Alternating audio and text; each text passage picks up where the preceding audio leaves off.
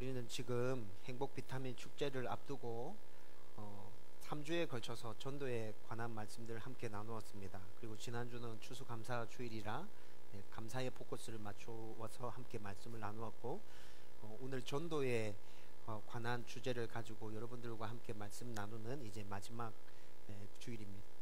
다음 주가 행복 비타민 주일이죠.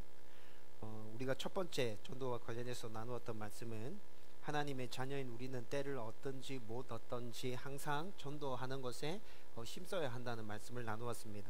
세상은 날로 더 악해져 갈 것이고, 그로 인해서 전도하는 것은 더 힘들어질 것이기 때문에 지금이 제일 좋은 때다. 그래서 지금 나가서 전도해야 된다. 성경은 우리에게 이렇게 말씀해 주고 있었습니다.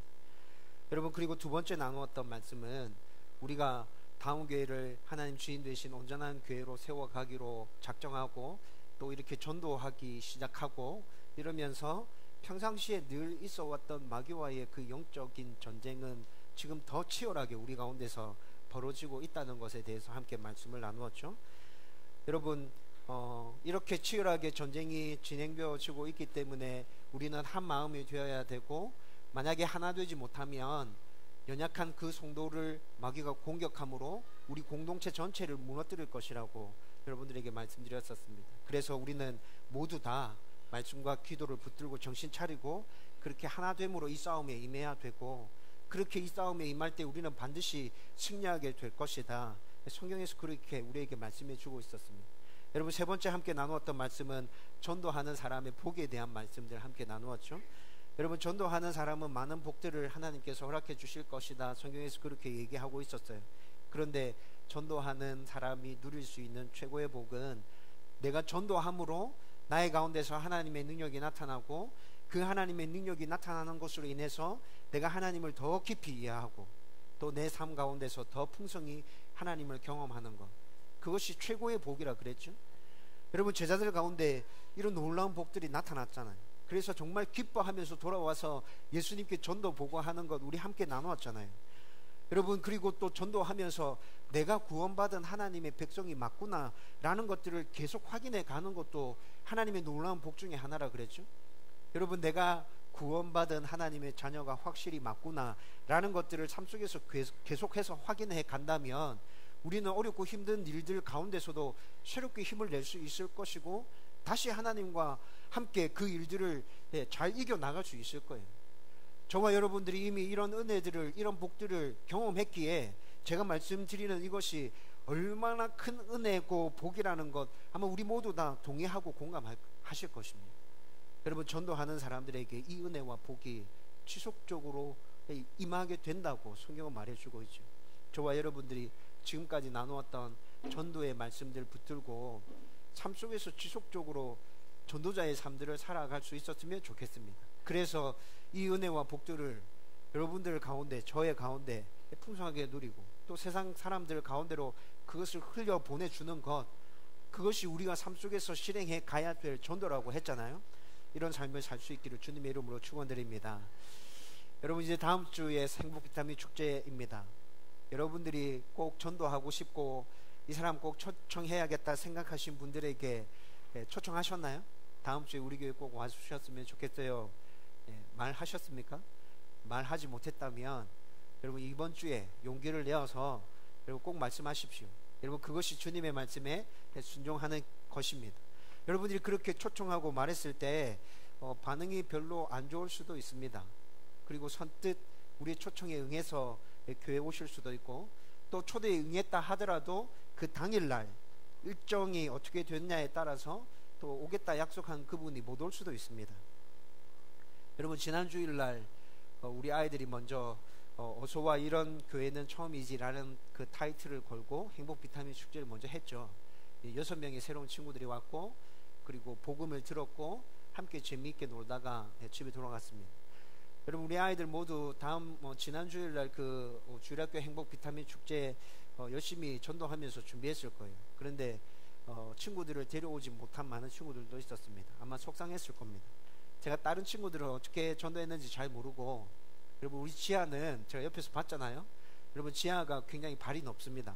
피구도 하고 있고 축구도 하고 있고, 축구하는 무리에 여자는 지 혼자랍니다. 근데 끝까지 가더라고요. 예, 근데 여러 명의 친구들을 알고 있습니다. 근데 제가 어떻게 전도하는지 지켜봤는데, 예, 카톡으로 연락하고 계속 연락했어요. 그리고 오겠다고 말한 친구들 굉장히 많았습니다. 제가 순간 걔들 다 어떻게 데려오지? 이런 고민을 잠깐 했었습니다. 예, 오겠다는 애들이 너무 많아서 걔들 다 어떻게 들어오지? 좀 우리 성도분들 몇 분 연락해서 차를 한번 돌려달라 해야 되나? 근데 그 당일 어떻게 됐어요? 아무도 안 왔죠. 여러분, 이렇게 된다니까요. 여러분, 지하가 굉장히 속상한 것 같았습니다. 그런데 여러분, 제가 늘 얘기하는 게 뭐죠? 우리는 하나님의 말씀에 온전히 순종하는 것이고 그 결과는 하나님께 맡겨드리는 것이라 말씀드렸잖아요.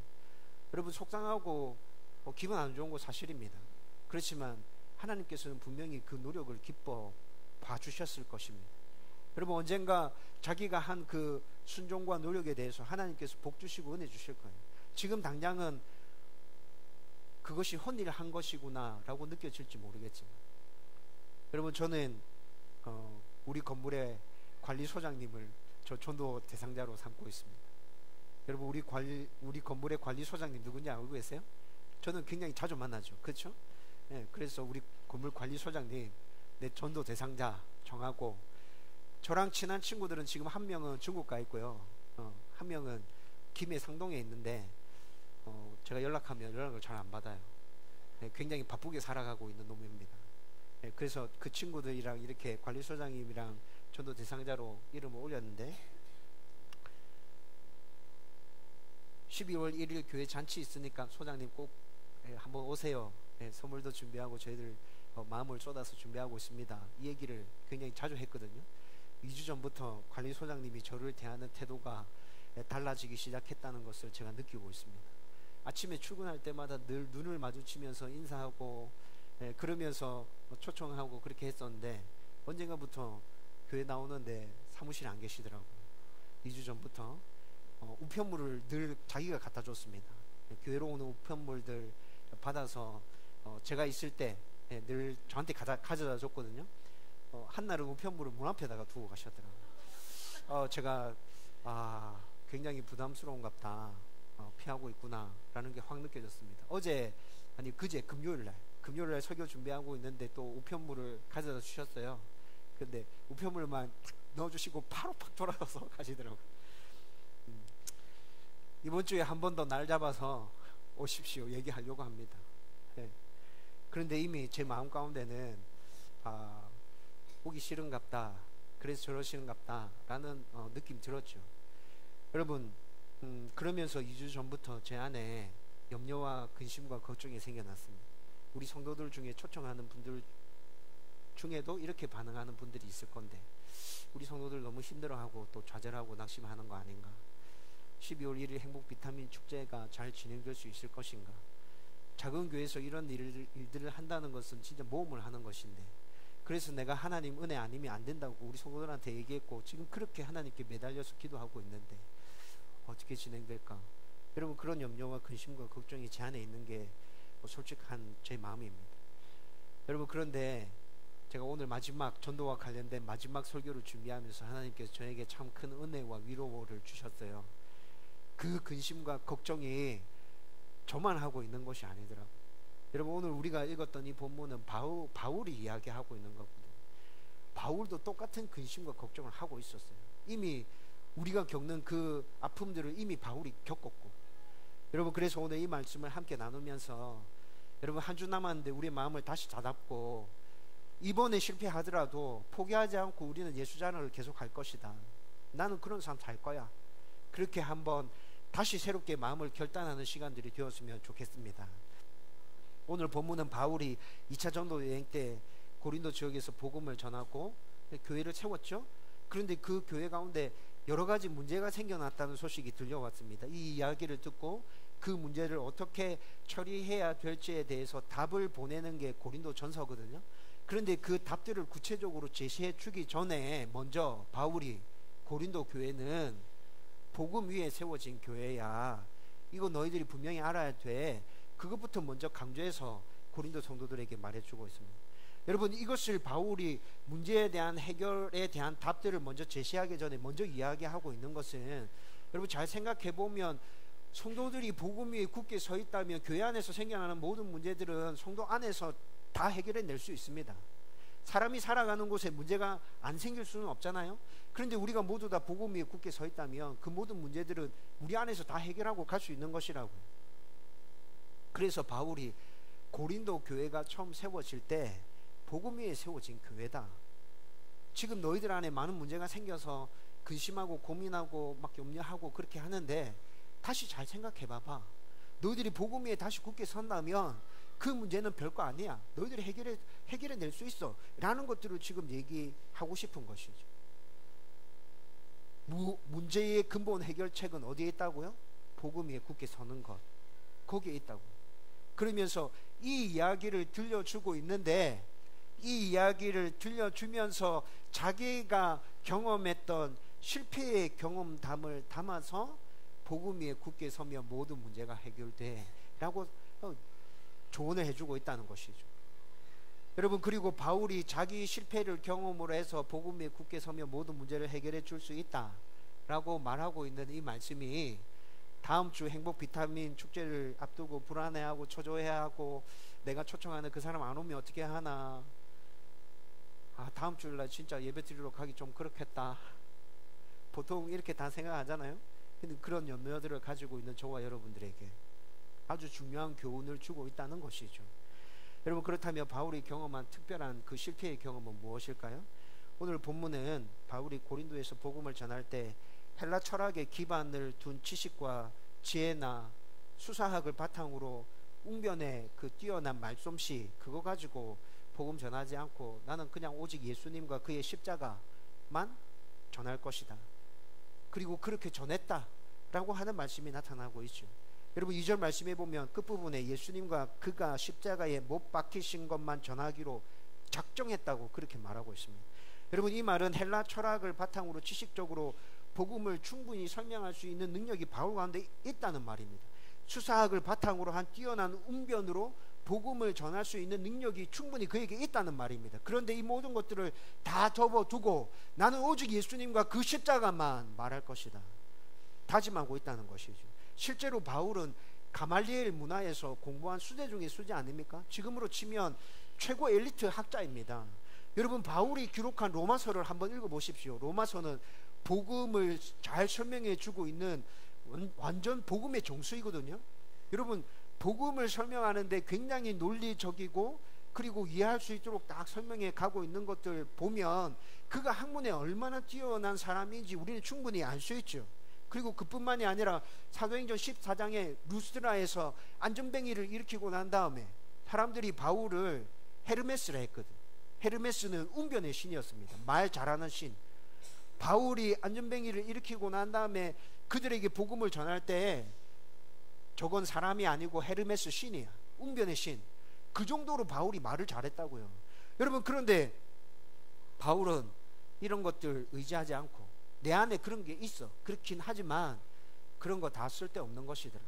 그래서 나는 오직 예수님과 그의 십자가 달리신 그것만 나는 증거할 것이다. 여러분, 이렇게 얘기하죠. 그리고 3절 말씀에 보면 고린도에서 복음을 전할 때 약하고 두려워하고 심히 떨어놓으라고 그렇게 말씀하고 있습니다. 여러분, 이거 삼중 점층법이거든요. 네. 그가 얼마나 힘들고 어려운 상황 가운데서 고린도에서 복음을 전했는지 지금 이렇게 얘기하고 있는 거라고.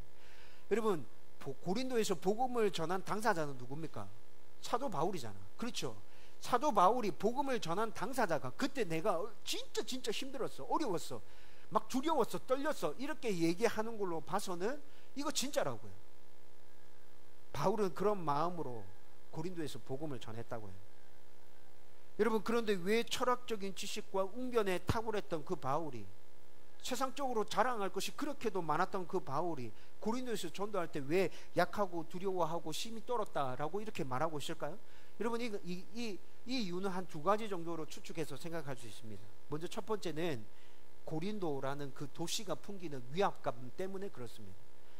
여러분, 고린도는 항구 도시입니다. 상업과 군사와 교통, 교육, 문화, 종교 모든 부분에 있어서 요충지 중에 최고의 요충지가 바로 고린도였습니다. 여러분, 면적으로 따지자면 고린도가 그렇게 넓은 도시가 아니었어요. 그런데 인구 밀도로 따진다면 조그만한 도시 안에 25만 명의 사람들이 살고 있었거든요. 여러분 지금으로 치면 25만 명, 그게 뭐 도시가 그 뭐 읍 정도 되겠네, 뭐 이렇게 얘기할 수 있죠. 그런데 한 2000여 년 전에 여러분 고린도 도시에 25만 명이 살았다. 지금으로 치면 초메가 도시인 것입니다. 상업이 발달했다고 말씀드렸죠. 상업이 발달해 있었기 때문에 굉장히 사람들이 부유하게 살았습니다. 사랑의 여신인 아프로디테의 엄청난 신전이 그곳에 있었습니다. 여러분 그 신전 안에서 일하는 신전 창기들이 1000명이 넘었어요. 신전 창기들, 요즘으로 말하면 창녀들 1000명이 넘었다고. 여러분 이 사람들은 성적인 행위를 통해서 자기가 믿는 신들을 예배하는 것이죠. 네. 밤이 되면 어떤 일이 벌어집니까? 밤이 되면 아프로디테 신전에서 있는 신전 창기들 그 1000명이 넘는 그 사람들이 항구 도시로 내려옵니다. 내려와서 온 밤을 음란으로 뒤집어 놓고 있는 거예요. 여러분 학자들이 추측하기로는 이때 이 당시에 고린도 도시는 동성애도 만연해 있었다고 그렇게 얘기합니다. 여러분 고린도 도시가 이 정도였다면 거기 전도하러 들어가는 바울의 입장에서는 눌릴만 하겠어요? 눌릴만 하죠. 여러분 이런데 전도하러 가고 싶어요? 여러분 이때 이 당시에 실제로 사용되었던 말 중에 고린도인스럽다라는 말이 있었습니다. 고린도인스럽다, 이게 무슨 말이에요? 법을 지키지 않고 불법으로 타락한 삶을 살아가는 사람을 향해서 저 사람 참 고린도인스럽구나 라는 말이 실제로 쓰여졌다고요. 여러분 그러면 고린도 사람들이 얼만큼 타락했는지, 얼마나 불법이 만연했는지 이 한마디로 충분히 다 설명되잖아요. 그런데 바울이 지금 이 도시에 전도하러 간다고요. 여러분 우리 같으면 아마 전도하러 가지 않으려고 했을 거예요. 하나님 저는 못 가겠어요. 저는 아닌 것 같아요.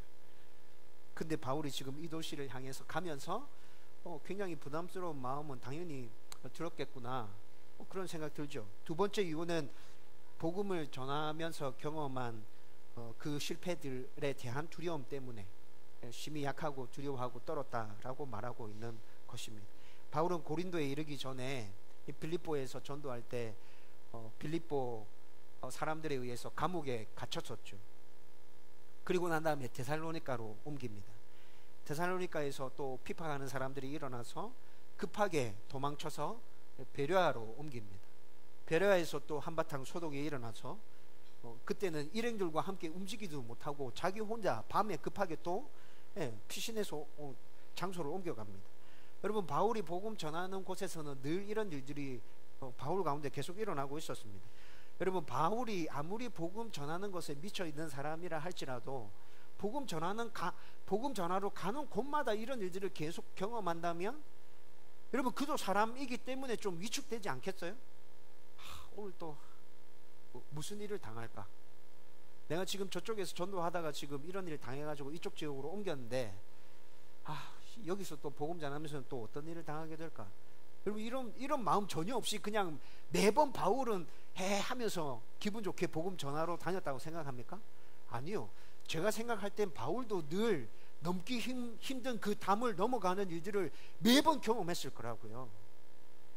여러분 그러나 또 반대로 생각해 보면 바울은 이런 것들을 계속 경험했음에도 불구하고 옮기는 지역마다 계속해서 복음을 전하고 있잖아요. 이런 것들 보면 그렇게 했는데, 늘 지금까지 그렇게 했는데 왜 고린도에서 두렵고 심히 떨었다고 그렇게 얘기하는 걸까? 물론 그런 마음이 있기는 했겠지. 그도 사람이니까. 그런데 지금까지도 계속 그렇게 해왔는데 유독 왜 고린도에 와서는 막 심히 두렵고 떨고 막 그렇게 했다고 점층법 이렇게 써가면서 강조해서 이렇게 얘기하고 있을까? 여러분 그 이유는 바울이 고린도에 들리기 전에 아덴을 들렀었는데 그 아덴에서의 실패 경험이 앞에 실패했던 모든 경험과 함께 어우러지면서 바울을 굉장히 위축되게 만들었습니다. 여러분 아덴에서 있었던 특별한 실패의 경험은 뭡니까? 아덴은 지식과 철학으로 굉장히 유명한 도시였습니다. 에피쿠로스 학파, 스토아 학파 이런 거 들어보셨어요? 여러분 그것들이 아덴에 다 있었다고요. 에피쿠로스 철학자들, 스토아 철학자들, 이 사람들이 집단적으로 아덴에 거주하면서 여러분 이 철학의 두 분파가 매일 만나서 논쟁하고 토론하고 학문적으로 연구하는 일들이 아덴에서 굉장히 번성해서 일어나고 있었습니다. 여러분, 그 아덴에 바울이 들어가서 어떻게 복음을 전할까 고민하다가 바울이 선택한 방법은, 여기 있는 사람들은 전부 다 지식적으로 탁월한 사람들이니까 내가 배웠던 지식을 총동원해서 철학적으로 복음을 설명해야겠구나, 그렇게 생각했어요. 그리고 그렇게 복음을 전했어요. 여러분, 학문적인 부분만 놓고 본다면 바울이 이들한테 밀립니까? 안 밀린다고요. 학문적인 부분만 놓고 본다면 바울이 이들한테 밀리지 않아요. 여러분, 그런데 그렇게 복음을 전했어요. 결과는 어쨌죠? 참패였습니다. 여러분, 성경을 읽어보면 아덴에서 복음을 전할 때 몇 사람이 예수님을 믿긴 했습니다. 그런데 바울이 그때 아덴에서 자기가 가지고 있는 모든 지식과 능력들을 총동원해서 복음을 전하면서 그가 깨닫게 된 것은, 내가 가지고 있는 무엇으로 복음을 전하는 것은 효과적인 일이 아니구나. 나만 드러나게 되는 거구나. 하나님이 드러나야 되는데 그건 하나님 원하시는 일이 아니구나. 여러분, 이 경험을 아덴에서 한 거예요. 여러분, 그리고 난 다음에 고린도로 옮겨왔습니다. 그리고 고린도에서 바울이 두렵고 떨리는 마음으로 복음을 전하기 시작합니다. 어떤 두려움이 있었겠어요? 복음을 전하면서 내가 드러나는 건 아닌가? 내 복음을 통해서 온전히 하나님만 드러났으면 좋겠는데 내가 그렇게 진짜 잘 전할 수 있는가? 예전에 경험했던 그 실패를 다시 내가 반복하지 않을 수 있는가? 여러분, 복음을 전할 때마다 복음 자체에서 오는 핍박이 있었어요. 그렇죠? 듣는 사람들이 복음 때문에 그냥 핍박하는 거 있었어요. 바울은 그런 일들을 늘 경험해 왔는데, 지금 바울이 두려워하는 건 그걸 두려워하는 게 아니라 복음을 통해서 자기를 드러내려고 하는 그 자체를 두려워하고 있다는 것이. 여러분, 이렇게 설명하면 이제 바울이 가지고 있는 그 약함과 두려움과 떨림이 무엇인지 이해되죠. 그렇죠? 여러분, 우리도 바울과 똑같은 이 약함과 두려움과 떨림이 하나님 앞에서 늘 있어야 된다고. 여러분, 그리고 바울이 고린도에서 느꼈던 그 약함과 두려움과 떨림이 어떤 것인지 우리도 충분히 이해되어지고 있고, 또 이 시대를 살아가는 우리가 복음을 전하기 위해서 나아갔을 때 바울이 가졌던 그 약함과 두려움과 떨림이 우리들 가운데도 있는 것이 사실이지 않습니까? 고린도에 버금갈 정도로 타락한 이 세상, 우리가 살아가고 있는 삶의 현장들, 돈과 권력이 최고의 우상이 되어서 뭔가 조각되어서 만들어져 있는 우상은 아니지만 우리는 이미 돈과 권력이라는 우상 앞에 우상 숭배가 이 세상에 만연되어져 있지 않나요? 날이 갈수록 심해지는 기독교의 타락들, 그로 인한 부정적인 생각들, 주위에 친하게 지내는 사람들에게 전도했을 때 좋게 말로 거부하지만 내가 거절당했다는 것에 대한 실망감들, 좌절감들, 여러분, 그런 것들이 있어서 우리도 지금 여전히 약하고 두려워하고 떨고 있는 것 사실이지 않습니까? 여러분, 그래서 이 시대에 살아가는 기독교인들이 예수님의 마지막 명령, 땅끝까지 이르러 내 증인이 되어라. 여러분, 하나님의 뜻은 뭐라 얘기합니까? 하나님의 뜻은 이 세상 모든 사람들이 구원받는 게 하나님 뜻이라 얘기하고 있죠. 하나님의 뜻을 이루어 드리기를 소원합니다라고 그렇게 말하지만 예수님의 마지막 명령에는 귀를 기울이지 않고, 하나님께서 분명히 모든 사람들이 다 구원받는 게 나의 뜻이다 라고 분명히 밝혀주셨음에도 불구하고 그 하나님의 뜻에는 관심을 가지지 않는 것, 여러분, 그것이 지금 우리들의 모습이잖아요. 그런데 바울은 그렇지 않았습니다. 바울은 어떻게 했죠? 오늘 말씀 가운데 분명히 얘기합니다. 약하고 두려워하고 심히 떨었다. 내 안에 이런 엄청난 부담감이 있었어.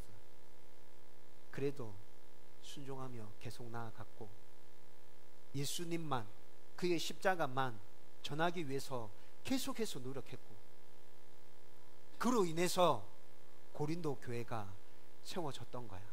여러분, 지금 바울이 이 얘기를 하고 있는 것이라고. 우리는 여기서 바울이 약함과 두려움과 떨림 가운데서도 오직 예수님과 그의 십자가 복음을 전했을 때 나타났던 그 하나님의 능력에 대해서 여러분들과 오늘 함께 말씀 나누려고 하는 거예요. 여러분, 오늘 우리가 읽었던 본문 말씀에 그런 모습이 있었지만 내가 그렇게 나아갔을 때 내 전하는 복음 가운데 하나님의 능력이 나타났어. 바울이 지금 이렇게 얘기하고 있잖아요. 여러분, 우리 안에도 하나님의 그 능력이 나타납니다. 그런데 그 능력이 무엇인지 알아야 되잖아. 그렇죠? 여러분, 5절 말씀에 바울이 분명히 지금 그렇게 얘기하고 있고요. 그리고 이 말씀은 로마서 1장 16절의 말씀과도 연결되어지죠. 로마서 1장 16절의 말씀을 같이 한번 읽어보십시다. 다 같이 읽습니다. 시작. 내가 복음을 부끄러워하지 아니하노니 이 복음은 모든 믿는 자에게 구원을 주시네 하나님의 능력이 됨이라. 먼저는 유대인에게요, 그리고 헬라인에게로다. 아멘. 여러분, 오늘 본문 5절 말씀과 로마서 1장 16절에서 복음을 전할 때 나타나는 하나님의 능력은 모두 다 똑같은 것을 말하고 있습니다. 우선 복음에서 나타나는 하나님의 능력은 복음을 듣는 자가 구원받게 된다는 것입니다. 여러분, 모든 사람들이 다 구원받는 건 아닙니다. 실제로 전도 현장에 나가보면 복음을 거부하는 사람들이 훨씬 더 많죠. 그렇죠? 그렇지만 반드시 있다. 구원받는 사람 반드시 있어. 그게 하나님의 능력이야. 성경이 그렇게 얘기해 주고 있다고요. 여러분, 내가 전도하는 것으로 인해서 구원받는 사람들 1명, 2명, 3명 경험에 가기 시작하면 여러분들은 전도하지 마라 그래도 계속 전도하게 될 것입니다. 그것이 하나님의 능력이라는 걸 내가 경험해서 알았거든. 구체적으로 예전에는 그렇게 구원받는 사람들이 있다는 것이 하나님의 능력이라고 성경에서 말하던데, 그게 경험하기 전까지는 그 능력이 뭔지 내가 잘 몰랐잖아. 근데 전도해 보니까 진짜 예수 믿고 이게 경험으로 하나님의 능력이라는 걸 알게 되는 것이죠. 여러분, 이와 관련한 저의 경험을 여러분들에게 나누고 싶습니다.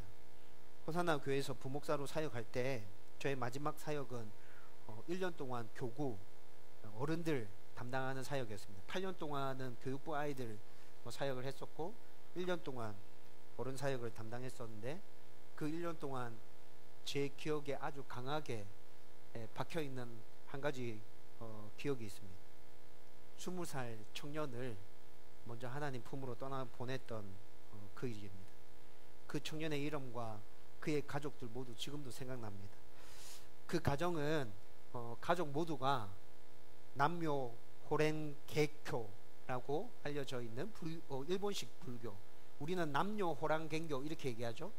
근데 제가 인터넷 뒤져서 정확하게 찾아보니까 남묘 호랭개교 이렇게 되어 있더라고요. 여러분, 이 종교에 빠져 있는 집안이었어요. 그런데 하나뿐의 아들에게 암이 발병하고 점점 악화되고 의학적으로 어떻게 할 수 없다는 진단을 받았고, 그래서 기적을 바라면서 기독교의 문을 두드린 가정이었습니다.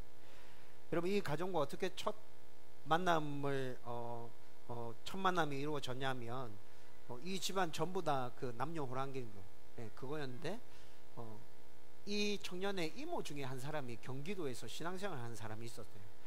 그런데 이제 자기 조카가 그렇게 아프다는 걸 알고 집에서 제일 가까운 교회 추적해서 호산나 교회로 전화를 했습니다. 지금 이런 가정이 있습니다. 목사님 한 분 가셔서 신방해 주시면 좋겠습니다. 이렇게 전화가 걸어왔었는데 그 전화를 제가 받았습니다. 제가 받았고 저한테 얘기하는 거예요.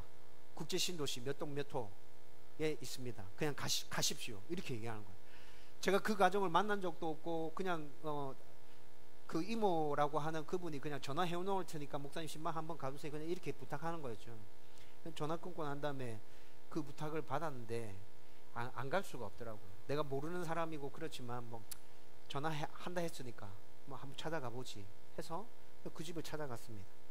그래서 그 집에 처음 들어섰을 때 집안에 그 불상이 있던 재단들, 부적들 이런 건 제가 가기 전에 이미 다 치워져 있는 상태였습니다. 그런데 집안에 딱 들어설 때 영적인 분위기라는 게 있잖아요. 고스란히 다 느껴졌습니다. 그리고 그분들의 사정을 쭉 다 들었고, 그리고 첫 번째 만남에서 그 청년은 힘들어하면서 자기 방에 누워 있었는데 복음을 전해드렸고, 그리고 부모님들에게도 복음을 전했습니다. 그 후로 3개월 동안 매주에 한 번, 청년이 집에 있을 때는 집으로 찾아갔고 병원에 입원해 있을 때는 병원으로 찾아가서 복음을 다시 확인해주고 기도해주고, 이런 사역들을 3개월 동안 이어가다가 결국 그 청년은 하나님의 부르심을 받았습니다. 그리고 부모님들이 기독교식으로 장례를 치르고 싶다 그래서 그 장례 처음부터 끝까지 제가 다 집내에서 인도를 했거든요. 제가 집내했던 장례 중에 제일 힘들었던 장례였습니다. 집안 전체가 그 종교다 보니까 이 청년이 죽었다는 이야기를 듣고 가족들이 다 모였는데 그 영적인 분위기 느껴지세요? 장례식에 예배드리러 갔는데 제가 눌리더라고요. 제가 눌린다는 느낌을 제가 그때 처음 받았습니다. 제가 굉장히 멘탈이 센 사람이거든요. 저를 아시는 분들은 인정하죠. 그렇죠? 제가 웬만해서는 멘탈에 있어서 꿀리지 않습니다. 근데 그 장례식장에서 눌린다는 게 이런 거구나 제가 알았어요. 그런데 장례도 잘 마무리됐습니다. 그리고 개척하기 위해서 저는 사임하고 이제 호산나 교회를 떠나왔어야 했었고, 제가 떠나오면서 이 가정을 또 그냥 모른 척 할 수 없어서 똑같은 아픔을 겪었던 권사님 한 분을 이 가정과 연결시켜 줬습니다. 그 권사님도 자기 아이를 암으로 잃었죠. 그래서 서로 이야기가 통하겠구나 싶어서 그 권사님을 이 가정에 붙여주고, 그리고 저는 사임했어요. 여러분, 사임할 때 제가 가졌던 생각은 그 가정은 얼마 지나지 못해서 교회를 떠날 거야 라는 생각이었습니다. 왜냐하면 특별한 기적과 또 어떤 조건들을 달고 신앙생활을 하기 시작한 사람들은 그것이 안 이루어지면 거의 대부분 99% 이상은 떠나죠, 교회를. 기독교도 별거 없더라 이렇게 되잖아요.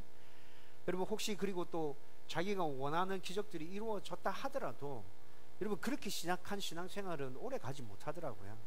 그래서 제가 그냥 저는 제가 할 수 있는 범위 안에서 최선을 다했다, 열심히 했다, 그렇게 생각이 들었는데 얼마 버티지 못하고 떠날 거야 라는 생각이 그냥 제 안에 있었어요. 여러분, 그런데 개척하고 4월달에 우리 설립 예배 드렸잖아요. 그분들이 설립 예배에 오셨습니다.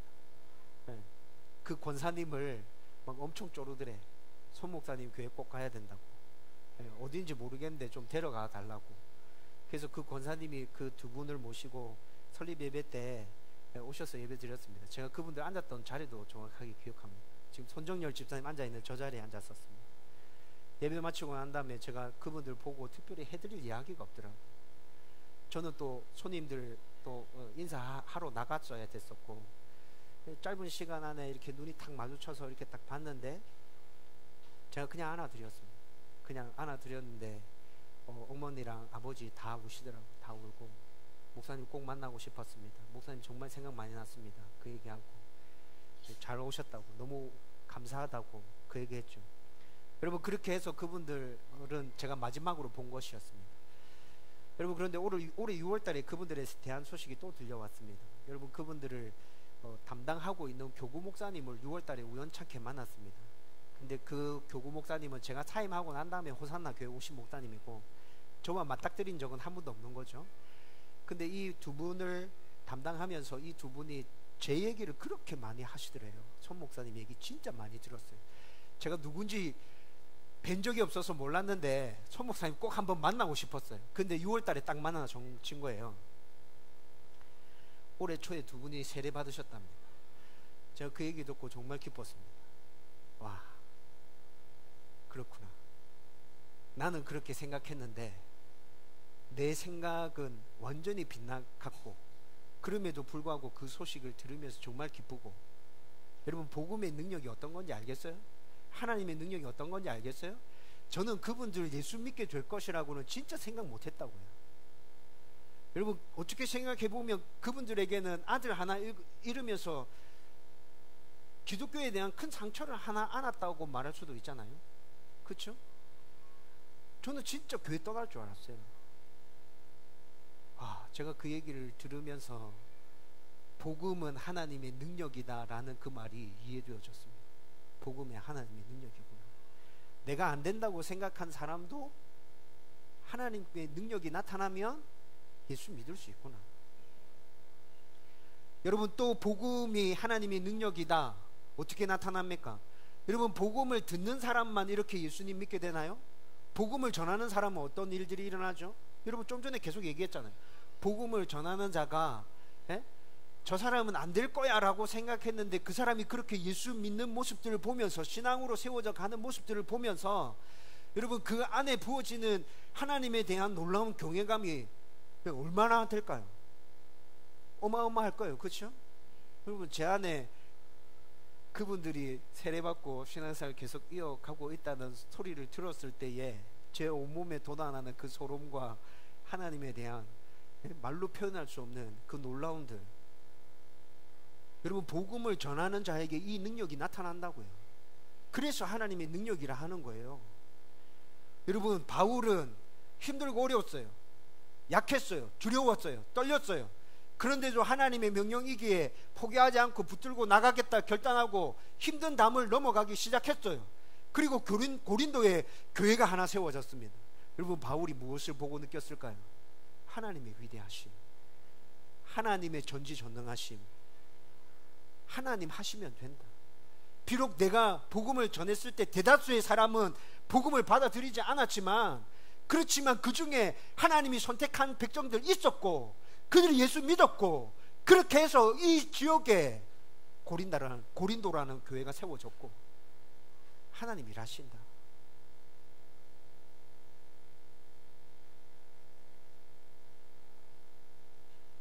여러분, 행복 비타민 축제 준비하면서 제가 제일 많이 걱정했던 게 뭔지 아세요? 그날 성도들이 초청했던 사람이 오지 않는 거, 그거 아닙니다. 그거 아니고 끝나고 난 다음에 성도들이 느끼게 될 좌절감, 전도 소용없다, 안 되더라, 그 실패감. 여러분, 작은 개척교회가 그것 때문에 무너져 내리는 교회들이 있습니다. 진짜 있습니다. 여러분, 제가 알고 있는 목사님 중에도 전도 초청 잔치 하고 힘들어져서 교회가 지금 어려운 상황 가운데 처한 목사님이 있습니다. 여러분, 그게 제일 염려되고 걱정되었습니다. 근데 제가 여러분들한테 계속 말하고 싶은 건, 하나님의 명령이기 때문에 우리는 순종해 갑니다 라는 것입니다. 하나님 명령이기 때문에 우리는 순종해 갑니다. 결과가 어떻든지 그건 저는 신경 쓰지 않습니다. 그건 하나님 몫입니다. 우리의 몫이 아닙니다. 우리는 하나님의 말씀에 순종하는 것, 그것이 우리의 몫입니다. 힘들고 어렵습니까? 그러면 그때 기도하라고 하나님께서 우리에게 기도에 대해서 가르쳐 주신 거죠. 하나님, 어려워요, 두려워요, 용기를 주세요, 담대함을 허락해 주세요. 하나님, 그 성도, 그 사람 가운데 하나님 한번 역사해 주세요. 여러분, 이렇게 기도하라고 우리 가운데 기도를 가르쳐 주신 것 아닙니까? 여러분, 한 주 남았습니다. 여러분들 초청하려고 하는 그분 안 올 수도 있습니다. 여러분, 제가 여러분들에게 면피를 주려고 지금 이 설교를 하고 있는 거 아닙니다. 하나님은 우리가 어떻게 전도하고 있는지 다 보고 계시잖아요. 여러분, 이 설교를 듣고 그럴 수도 있다더라, 그냥 열심히 안 해도 되겠다, 대충 해도 되겠다, 여러분 이렇게 생각하신다면 사람들은 다 모르고 넘어갈 수 있지만 하나님은 여러분들의 마음을 보고 계십니다. 여러분, 제가 여러분들에게 말씀드리고 싶은 건, 하나님 앞에서 온전하게 명령에 순종한다는 마음을 가지고 그렇게 열심히 몸부림치십시오. 여러분, 초청했는데 거절당하셨습니까? 그날 기쁨으로 교회 와서 예배 드리십시오. 하나님께서 여러분들이 어떻게 하셨는지 다 알고 계십니다. 여러분, 제가 하나님께로부터 제일 듣고 싶은 칭찬은 착하고 충성된 종입니다. 착하고 충성된 종. 너는 착하고 충성된 종이다. 네 어떻게 하는지 내 다 봤다. 힘들고 어려웠지. 근데 끝까지 포기하지 않고 하되 너 참 대단했다. 내가 진짜 네 궁둥이 두드려주고 싶었는데 내가 지금까지 참았다. 여러분, 하나님 만났을 때 우리 가운데 그런 이야기들을 들려주시면 정말 기쁘고 즐겁지 않아요? 여러분들이 정말 열심히 전도하기 위해 노력하셨고 초청하셨다면 다음 주일날 데려오지 못한다 하더라도 하나님께서 여러분들에게 그렇게 칭찬해 주실 것입니다. 여러분, 이제 말씀을 정리하려고 합니다. 좀 전에도 말씀드렸는데 진짜 성도는 결과에 포커스를 맞추지 않습니다. 여러분, 다시 말씀드립니다. 진짜 성도는 결과에 포커스를 맞추지 않습니다. 어디다가 포커스를 맞춥니까? 하나님 명령에 포커스를 맞춥니다. 하나님의 명령이 그것이라면 내가 좀 궁핍하고 어려움에 처하고 곤란한 상황 가운데 들어간다 할지라도 그 결과에 포커스를 맞추는 것이 아니라 하나님께서 하라고 하신 그 명령에 포커스를 맞춰서 꿋꿋하게 나아가는 그 성도가 진짜 성도라는 것입니다. 그 성도 가운데 진짜 하나님의 은혜와 복이 결국 임하게 될 것입니다. 여러분, 다음 주에 결과가 좋지 않다고 하더라도 좌절하지 마십시다. 낙심하지 마십시다. 하나님께서 나에게 주신 명령이다 생각하고 나를 부르시는 그날까지 끝까지 몸부림치며 나가십시다. 여러분, 화요일날 별것 아닌 것 같지만 전도하러 나가는 거 저 계속 할 겁니다. 여러분, 매달 마지막 주에 여러분들과 함께 나가는 전도, 여러분 부담스럽지만 담을 넘어간다는 생각으로 계속 할 것입니다. 그렇게 하는 최대의 이유는 하나님의 명령에 우리는 순종하고 있습니다 라는 것들을 가슴에 새기기 위해서 그렇게 하는 거예요. 그렇게 해서 결과물이 나타나기 때문에 하는 게 아니라 우리는 하나님의 명령에 순종하고 있습니다. 몸부림치고 있습니다.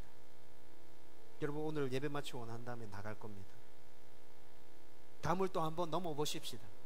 담을 또 한번 넘어보십시다. 그리고 어떤 일이 일어날 것이니 우리가 직접 한번 경험해 보십시다. 저와 여러분들 가운데 복음을 전하면서 놀라운 하나님의 능력을 계속해서 경험해 가기를 주님의 이름으로 축원드립니다.